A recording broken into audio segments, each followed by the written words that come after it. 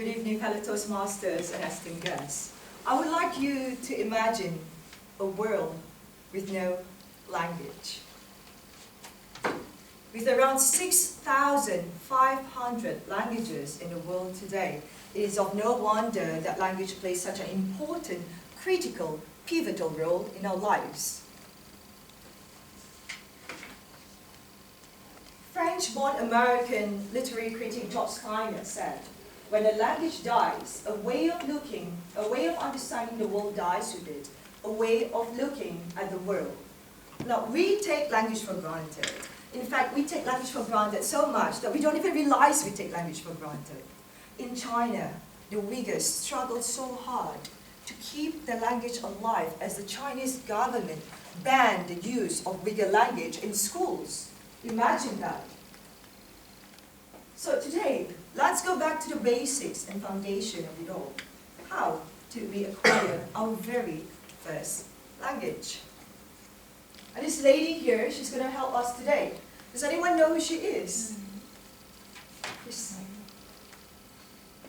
Oh, okay. She's not J.K. Rowling. She is actually Patricia Kuhl.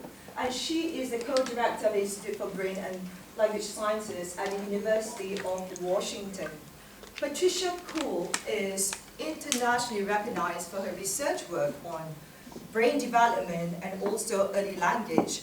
Now, our brain is such an amazing, powerful organ. Research has shown that the brain is capable of changing all the time as we are learning. So it has the ability to make new connections every time you're learning something new. So imagine the amount of dance work that's happening right here every time you're learning. And we never, ever stop learning. Now, let's take a look at this graph right here. It shows the optimal age of learning a language. Babies, as you can notice, babies and children until the age of 7 are such geniuses. Now, I'm not saying they become stupid after. Yeah. I'm just saying there's a significant decline thereafter. Now, let's take a look at where most of us, yes, we are right now. We are really right at the end here. And let's face it, oh my God. Some of us have even fallen off the chart. Meanwhile, I am here, hanging on to my dear life. I was falling off the chart, but not quite yet. And this is my excuse for not knowing Turkish or learning Turkish after all these years. And actually, my Turkish teacher is in this very room right now. Give me a break sometime. Now, laboratories all over the world are trying to figure out why this is happening. According to Patricia Kuhl, babies, they have these natural linguistic abilities, and they're ready to learn a language at any point of time. Excuse me.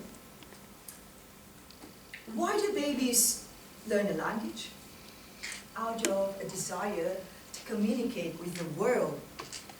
And what do we as adults do when we come across a baby? We'd be like, "Oh, you're so cute. Look at you in blue. Did your mommy buy it for you? Did you like it?" Yeah.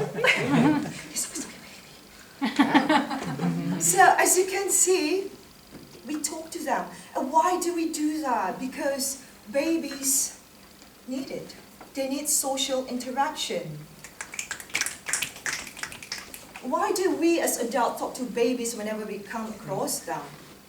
After all, what they do is to just stare at us blankly or I don't know, poop. That's all they do. But babies need social interaction in order to acquire a language. Now, this is very fascinating indeed.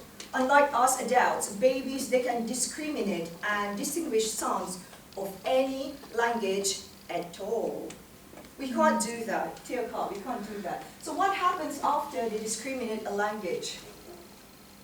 They will compile statistics. See, a lot of things are happening in that powerful brain of theirs. Don't underestimate babies. They will compile statistics, and two things happen. First, they will categorize them into two categories. The first category is category number 1, most frequently heard sounds. They just group into category number 1 and labeled as useful. category number 2.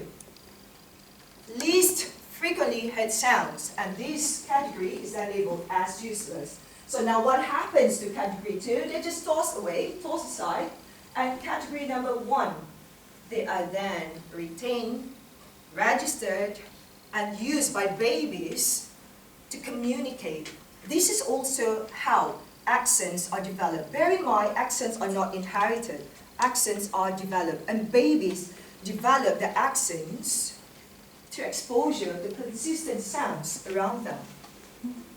So now we've learned a thing or two about languages. We have a new appreciation about language, I believe, or about babies. With this, I would like us to bear in mind that with no language, there would be no communication.